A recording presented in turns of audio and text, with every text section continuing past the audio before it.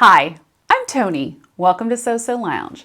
Today I'm going to show you how to make a waistband and attach it to a wrap skirt. Now I'm working with Simplicity 8133 and I've previously made videos about putting the whole skirt part together, but I didn't include the waistband because I modified it and it turned out to be a little bit too complicated for a beginner, which is what the whole pattern is for. So I am going to walk you through step by step, putting together the waistband, following the instructions this time, and let's get started.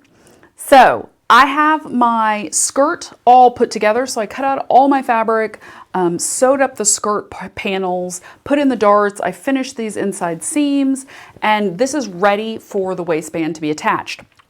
Now the other pieces I have cut out, I have pattern piece 5, which I have 2 of, and 1 of interfacing, which is the left front waistband. And then I have 2 of pattern number 4, which is the right front waistband. And then I have 2 of number 7, and these were the ones that were cut on the fold. All of these pieces have interfacing. And then I also have pattern piece number 6, which are the ties that we're also going to be using. So I'm going to walk you through all the steps. We're going to start with the interfacing, put together the ties, and then attach it all together. And let's take a look at those instructions and go in for a closer look. So we're starting at instruction number 9 up here, and this has to do with the interfacing. And there's this helpful little diagram here which has the waistband pieces all laid out with the interfacing attached. Now, the easiest way to keep track of this is to actually lay out your individual pattern pieces so that they look exactly the same as the diagram. So with piece number 7, I'm just going to lay that out, and then let me find my interfacing for piece number 7 somewhere.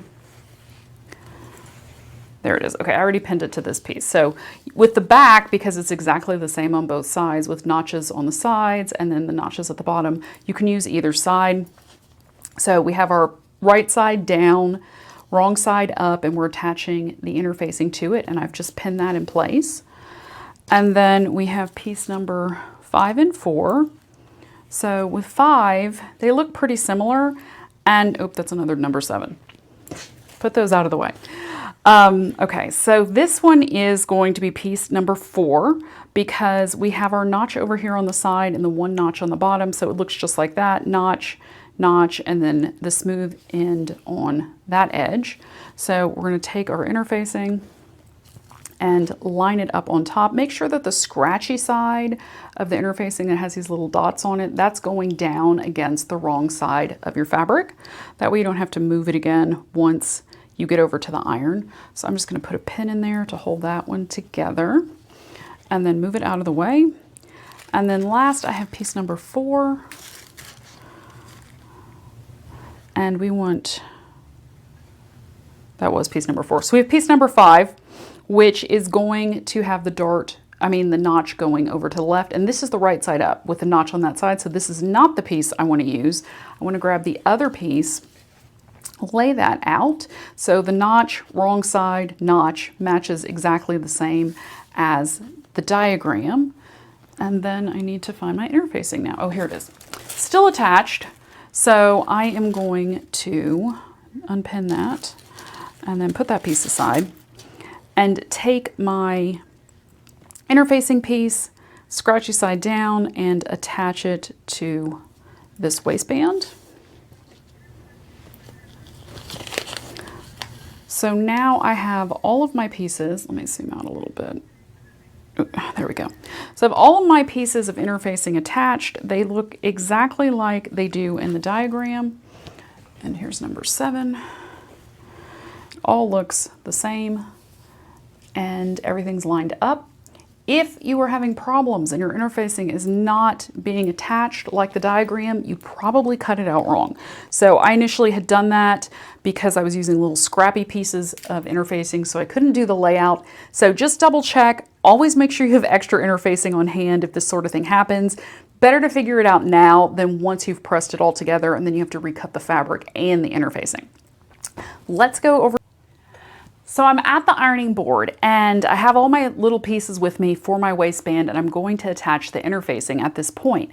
So just a quick tip, if you just run a warm iron over your fabric, for whatever the heat setting is that is appropriate for your fabric. This is 100% cotton. I'm using my cotton setting with steam. If you just run it over it real quick and warm up that fabric, it's going to make everything fit a lot better. It'll ensure that your waistband is perfectly smooth before we start attaching the interfacing, and it just helps kind of line it up. It's a little warm, so the interfacing kind of starts feeling like something's going to happen. It's going to help it just keep it in place a little bit better.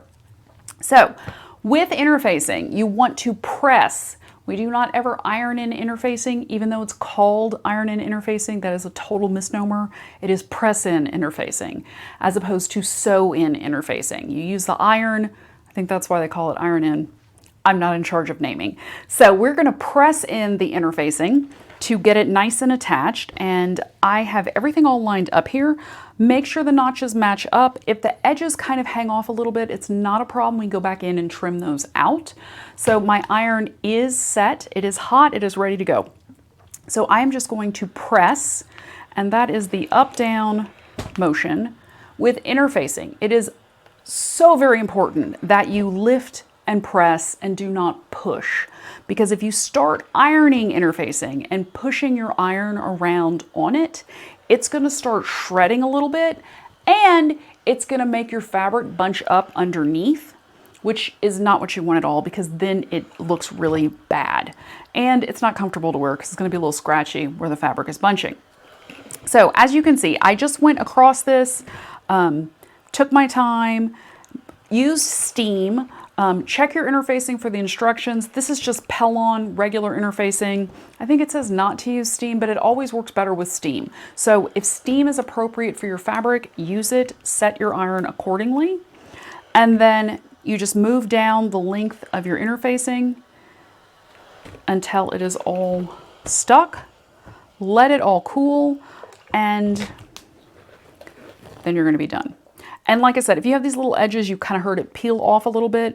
That was because some of the edges are coming off a little bit. We'll go in and trim those before we start sewing. And now we're just going to move on to the next piece. This is the center back waistband. I'm going to just iron it real quick to get the creases out. There were a couple little creases. When you're using 100% cotton fabric, it does tend to wrinkle, so you're going to have to press it, but it's a lot more comfortable to wear. It's cooler, it's natural, it breathes, unlike polyester. So I'm going to line this all up again. Get all my notches all lined up. There we go. And now we're going to press again. With interfacing, if you don't have it 100% lined up perfect, let's say a little bit is covering a notch, do not stress, do not try and pull it out and move it. It will not work. So you could just go back in and trim it out if it's blocking a notch or if it's hanging over the edge. It's not a problem to do that. The interfacing is just there to stabilize, usually a waistband or collar, and as long as it's mostly in there, it's going to be fine. Okay, so we're now back to 10 and 11, and we are prepping the ties. So we are going to fold the ties in half, pin them together, and we're going to leave the side that has the dots, that end open. So we're going to sew around the edge and then finish out that top edge or the side edge, however you want to look at it. And let me just go out a little bit. There we go. So you should have marked the dots onto your ties, onto all pieces. If you haven't, go back and do that now. It's going to make it a lot easier for the upcoming steps. And then we're just going to fold it in half like the diagram, and we are going to pin it together. So just fold it and then get some pins in there. Make sure it's all lined up. And continue until the whole thing's pinned. And then we're going to head over to the sewing machine and sew it at 3/8 of an inch. So it's going to be a smaller seam than usual. And then we'll come back and flip everything to the right side before basting again to secure the tie. So I'm at the sewing machine and I have both of my ties pinned together, and I'm going to be starting the stitch line at the end that has the dots in it, because we're going to leave this side open. So I'm going to sew down the side and then across the bottom of the tie. Everything is all lined up. And as I mentioned earlier, we are going to be sewing this at 3/8 of an inch. So find that on your machine. I have a handy little hem gauge here. So I'm going to use this for the 3/8. And that is going to be the very first line past the outside edge of the presser foot on my machine. Yours should be pretty similar. I am just sewing this on a straight stitch, and my machine is all threaded, ready to go. And of course, my stitch length is 2.5. So let's get everything lined up and let's go in for a closer look. So I have everything lined up. As mentioned, the 3/8 mark from the center is going to be this very first line here on my plate. And I'm going to roll my needle down to get started. And I am going to backstitch here just because this is going to be open at the end, and I just want to make sure that's secure. Just 2 stitches is more than enough. And then I'm just going to sew down this edge, removing the pins as I get to them.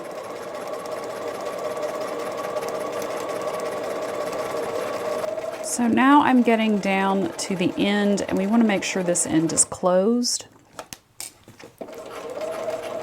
So I'm actually going to stop right here and grab a pin, and I'm just going to mark where the 3/8 inch is on this side, so I know where to pivot. So 3/8 of an inch is going to be about right there. And these are heat erasable pens that I'm using, so they are not going to show up later. Once I finish everything and actually press this all, they'll just magically disappear. So as I'm getting close to that dot, I'm going to stop. One more stitch. Okay, there we go. And then I'm going to keep my needle down. Let's go in a little closer. Okay, so I'm keeping my needle down. I'm going to raise my presser foot, and I'm going to turn my tie so that now this edge is lined up with the 3/8 of an inch mark. And I'm going to just lower that down, and then I'm going to stitch, and I'm actually going to back stitch twice here just because I want to make sure that that corner is secure once we flip it. And then I'm just going to finish this out and back stitch again over this little bit of a fold line just to make sure it's nice and secure. Okay, lift that up, and you can see how it's all securely sewn. We have the length of the tie sewn. So we're going to do the other one, and then we will head back to the table to flip this to the right side. So the very last step in instruction number 10 is to clip off the edges, which I already did. So apologies for not showing you that. So we're going to clip the corners of the tab, and that's going to be the part that's going to be hanging out. It's going to be the end of the waist tie. And so the reason for clipping, for trimming off this corner is to give a nice sharp corner once we flip this to the right side. Now, once we start flipping this, that's how it starts getting difficult. So in theory, you could use a turner of some sort, like a clip and turn, or it's basically like a long stick. But because one end is closed, it's kind of more difficult to do this. You kind of just have to do it manually because one end's sewn shut. So unless you're going to do the workaround and just sew a tube, flip it, and then flip under the end and close it, which is not following directions, which is what we're working on today, you're just going to have to do this manually. So to do that, you're just going to kind of stick your finger into the tube and then start pulling it from the inside out to the outside. And let's go in for a closer look. All right, so here is the beginning of the turned tube. And this is kind of a time intensive. It's not hard labor or anything, but it takes a while to work this through, so you can always take a break, put on your favorite TV program, and do this, because you got 2 of these bad boys. It's going to take a little bit of time. So the workaround, of course, is to just leave the ends open, fold it in half, flip it, and then you could use a safety pin or an easy turn or something like that, which would make this a lot faster, and then fold under the end and stitch it after the fact. But since I'm following the instructions, we're going to try it this way. But I just want you to see that it does take a while, and there's no real quick way to do this because the other end is sewn shut. So I'm not going to struggle with this one. I have the other one almost completely finished. So we're just getting down to the very, very end. And are we there yet? Almost. Just barely, just to the very last part. So we should be flipping out that final little part to get the corner out.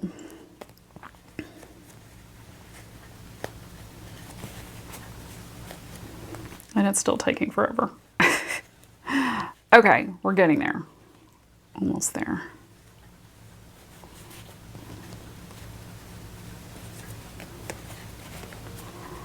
Okay.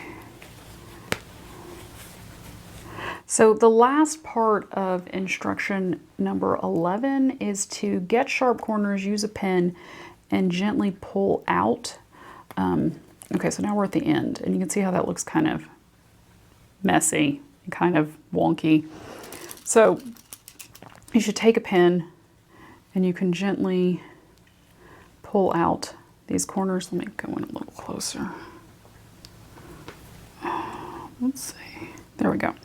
So we're going in, and you just want to do this gently because you do not want to have a hole. It specifically says you do not want to make any holes in the corners. So we're just going to try and pull this out as gently as possible using a pin, and then we're going to go to the other side. So this is kind of across the top here, and you can kind of use it to just gently pull everything out.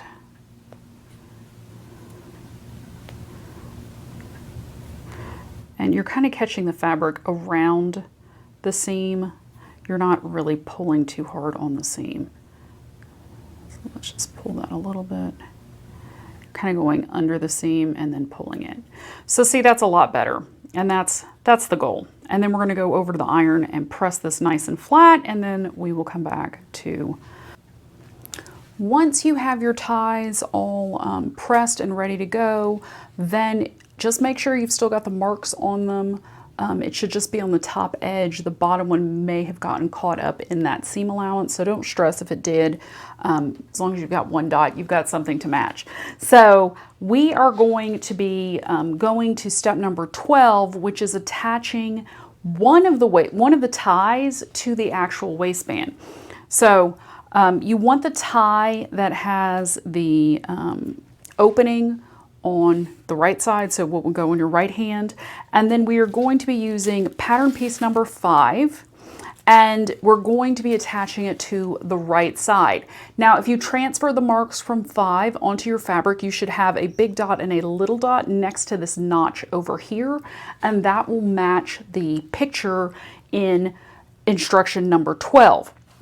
So what we're going to do is attach this. We're going to line them up, and then we are going to pin it and baste it in place before we put the rest of the waistband together. Let's go in for a closer look. So we're down here at step number 12, and this is pattern piece number 5. It's a little bit confusing because they don't really reference which pattern piece it is. They just say it's the left front waistband, which is piece number 5. So if you want to just write that on there for future reference to keep track of things. And so I've got piece number 5 here. Let me zoom out a little bit. There we go.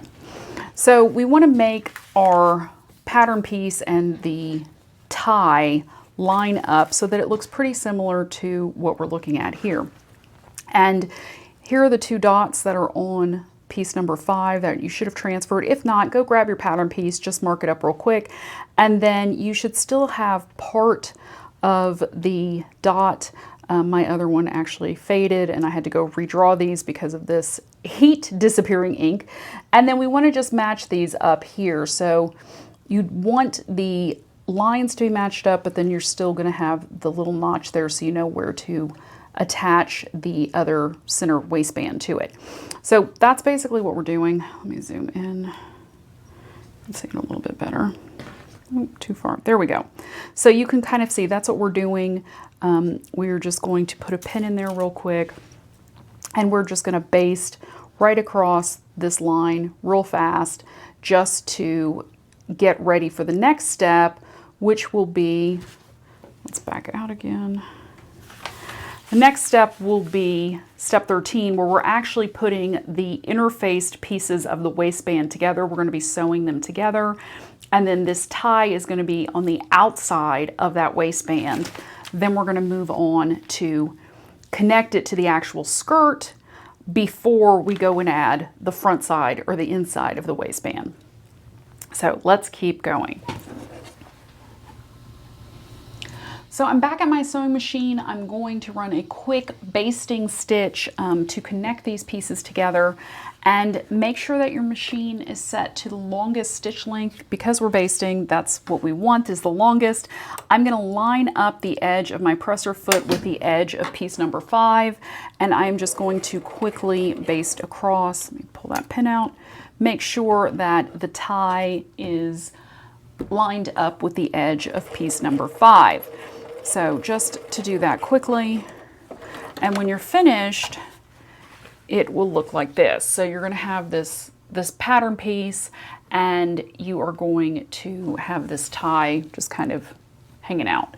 So, and this is going to be on the outside of the garment. So the next thing we want to do is attach the other pieces to this. And this is the left front piece, and so we're just going to let this tie come down into my lap area. And so this is going to be the front edge of the skirt, and then we're going to connect the center back piece to this, and we want the right sides to be together. And this is how we're going to catch this tie into the seam allowance. So just line up that notch. And then I'm just going to put a couple of pins in here.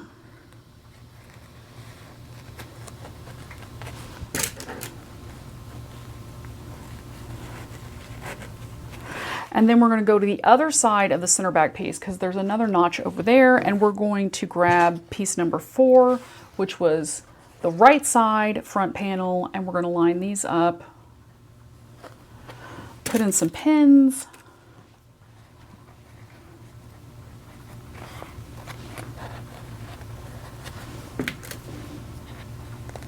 And then we are going to sew these all at 5/8 of an inch. So I'm going to start with the one that doesn't have the tie attached, and just do that really quickly.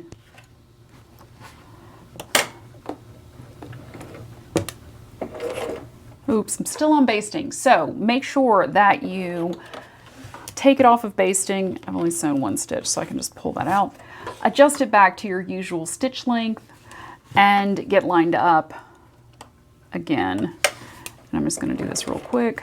Now it's at the right size. I'm going to back stitch at each end because we are going to be moving these pieces around when we attach things to the actual skirt.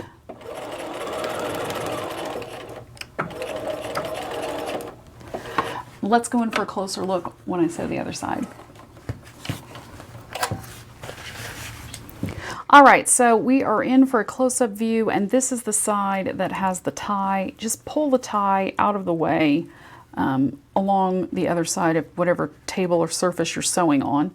And we are going to get this lined up over here at 5/8 of an inch, just like last time.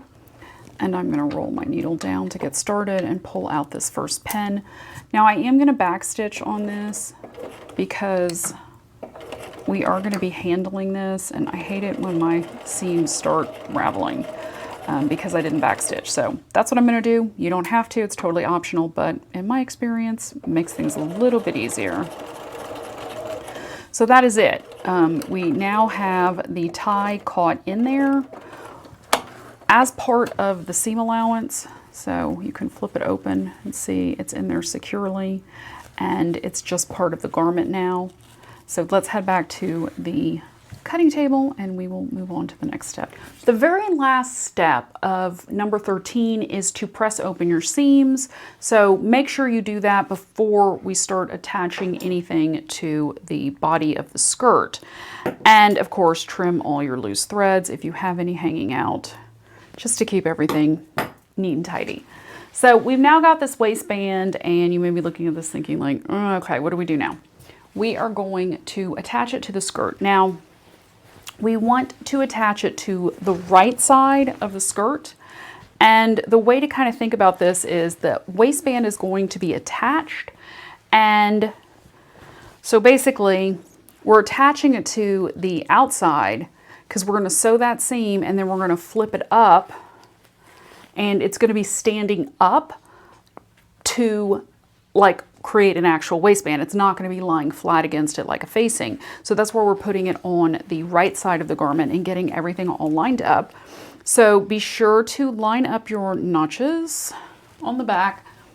I like to start with the center back because that way you know you're in the right place from the beginning, and then work around to the sides from there.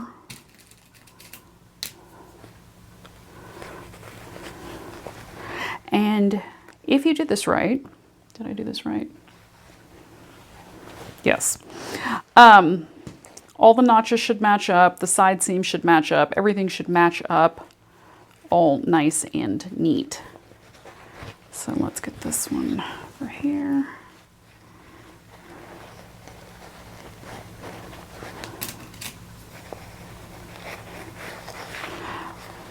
And now this front edge is going to be hanging over a little bit. We will deal with that once we add the tie, which will be added to this front edge. So just don't stress about it. And then we're going to come around to this front side, match this notch, put a pin in.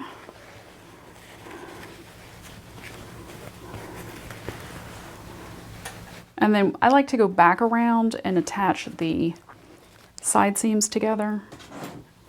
I actually didn't trim these either.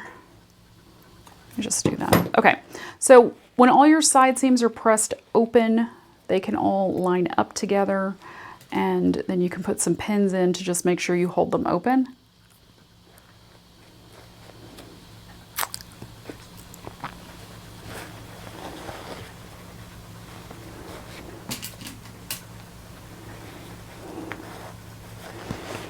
And the next step is going to be sewing these two pieces together. So we're sewing the waistband, the outside of the waistband to the skirt. And let's head back to the sewing machine. So I'm back at the sewing machine, and looking at the instructions, the first thing they want us to do is baste in this stitch line to connect the waistband and the skirt. So we're going to adjust our machine and put it at 5 length so that you're on your longest length. That might be 4 if you're using a brother sewing machine. And then the other thing to note is that when we marked our pattern piece, there should be a dot on it. You may have been thinking like, I don't know what this dot's for. I'm going to tell you. So we're going to start sewing at the dot. If it didn't go through the interfacing, so you can't see it from the interfacing side, then just go back and remark it. So because I used ink, it went all the way through, and so you can see it on both sides. That is where we're going to start our stitch line, because that is starting right here on the edge, whereas this piece of fabric is hanging off the edge of the skirt. We're going to worry about that later. But that is what we're going to be doing. Now, because we're basting, we are going to be sewing this at 1/4 inch, which is the edge of my presser foot. So I'm just going to line all that up. That means it will be inside of the seam line once we do our final stitch line. So it'll be inside of it, so we don't have to worry about it. And we are actually going to trim that seam back. So usually trimming it back to the basting line is a good idea. It's still going to be reinforced by that basting line, and everything will hold together nice and neat during wash and wear. So just line everything up, and let's baste that real quick. And then we'll move on to stitching.